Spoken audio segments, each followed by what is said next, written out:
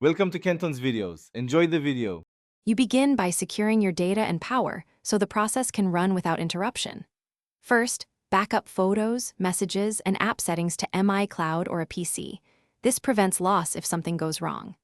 Once done, charge the phone above 50% or connect a charger, and confirm a stable Wi-Fi connection to avoid corrupted downloads.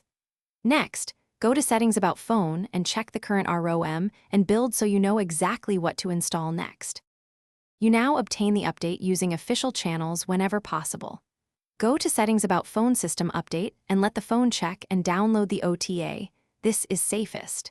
If a manual install is required, download the matching fastboot or recovery ROM for your exact model, mismatched ROMs brick devices.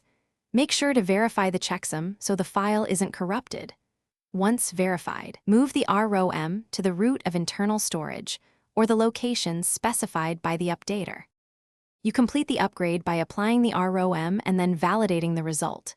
If using OTA, tap Install and let the phone reboot automatically. If manual, boot to recovery or fastboot and flash the package as instructed. Once the system boots, restore your backups and check key apps and sensors. If the device enters a boot loop, reboot to recovery, wipe cache, and Dalvik.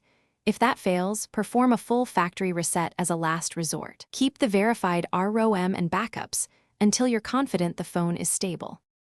Thanks for watching. Consider subscribing if we helped you.